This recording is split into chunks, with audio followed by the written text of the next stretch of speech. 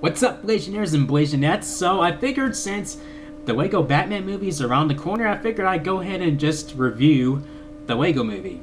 And I've been wanting to talk about this for a while. I just couldn't find the time to do it, so I figured, hey, I got enough time to do it today, so here we go. So there's gonna be spoilers in this review, so if you have not seen the movie, get out of here. Go watch it for yourself. Don't let me ruin the experience for you. Please, don't do that to yourselves. Okay, now here we go. So when I went to go see it, it came out around this time, like around Valentine's Day, and I didn't have a Valentine, but well, I did. It was my goddaughter, so we both went to go see the movie, and I think I enjoyed it a lot more than she did, and I enjoyed it a lot more than I thought I was going to, honestly. I mean, it looked entertaining in the trailers and stuff, but I didn't expect to love it as much as I did. I'm like, what? It was great. I even laughed at it more than she did, and I think the adults in the theater, well, they were laughing at it, at the jokes more than the kids did, I think. But I mean, yeah, there were some jokes that they threw in there for the adults to laugh at, and some jokes for the whole family to laugh at. But it seemed like it was gearing more towards like an older audience. Like, well, it's like it's a family movie, but it seemed like the jokes were more for the parents or the older brothers or babysitters or whatever to sit through. So yeah, I mean, I loved how they did that, and let me see here, and I loved how it was sort of a like old school Legos mixed in with today's Legos, like where every popular character, like comic book characters, is now a Lego figure and stuff. Back then, it was just an average Joe Lego. So that's what Emmett was, the lead character, and he's like in the mix of all these other well-known Legos, while very few other characters were made specifically for this movie, so they weren't really created until this movie came out, until this movie was being made, like Wild Style.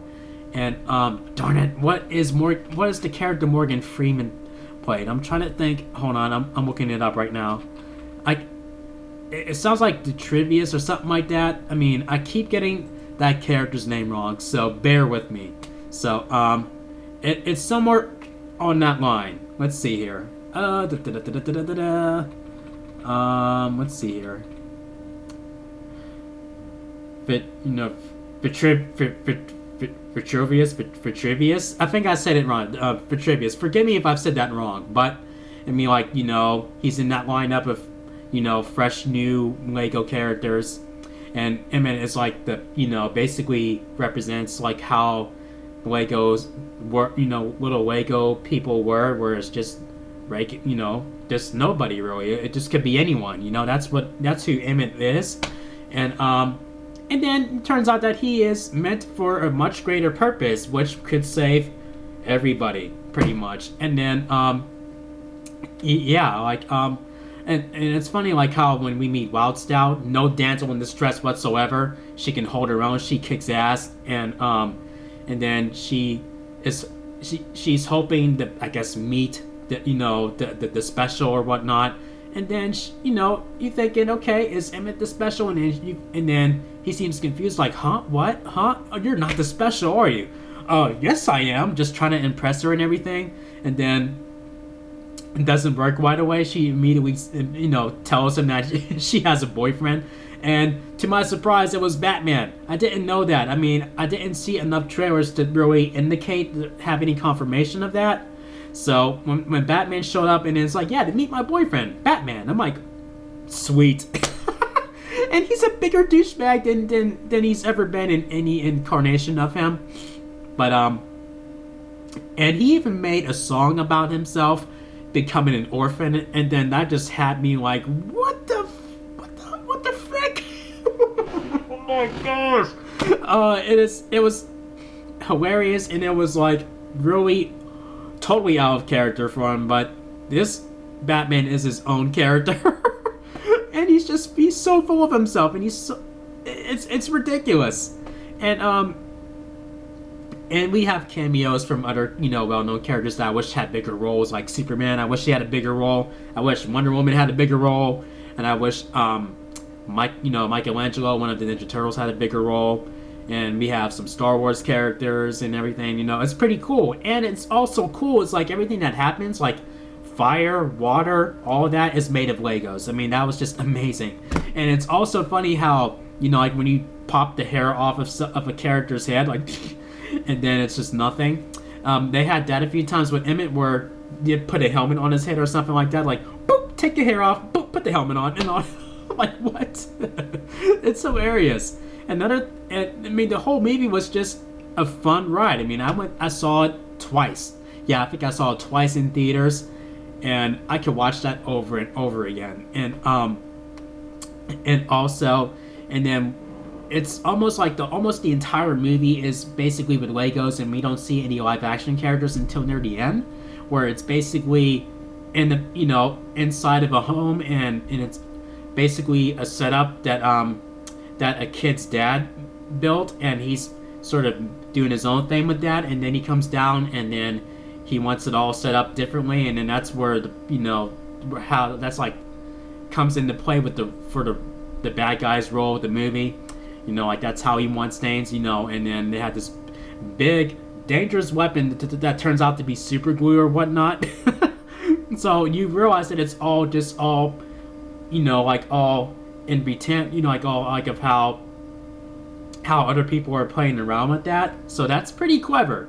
Totally different direction. I mean, like it's totally different in how any movie, like totally, it's like taking it to a whole new level, like to where. Like how with Toy Story, for instance, like where when kids are there, they have to stop talking and moving, and then they just, basically be toys, just sit there where they were left, and that'd be it. And when they're gone, they can, basically, move around again. But here, it's totally different, and it's, it's definitely, it's just a freaking fun movie. I mean, like, I loved it from beginning, middle, and end. I mean, like, when it got towards the end, when Vitruvius died, when he was supposedly killed, it kind of dragged on a little bit from that moment on, just a little bit. But for the most part, the whole movie was fantastic, and that makes me more excited to see the Lego Batman movie, which is, I wouldn't call it a sequel, I'll call it a spin-off, because it's just, like where I guess people love Batman so much, he has his own movie now. So with that all being said, the Lego movie gets 4.5 chair spins out of 5. 1, 2, 3, 4.5 chair spins.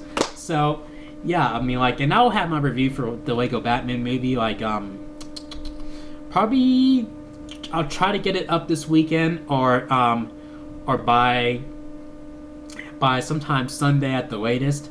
But I'm gonna try to get it all done like late Saturday or midnight, like in the middle of the night, Sunday, going on Sunday morning, something like that. So yeah, so I am looking forward to, I'm just super looking forward to the Lego Batman movie.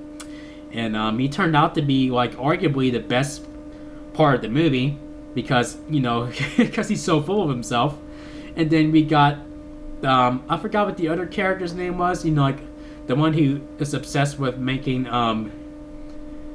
planes and stuff, and he's like doing that, and he's all dressed in blue, and he has a blue helmet on. I mean, he was funny too. Yeah, I mean, like almost every character is fantastic, and my girlfriend reminds me of Unicorn, or Unikitty. She has the cute little voice, and then when she gets really angry, she gets even more adorable. That's how my girlfriend is.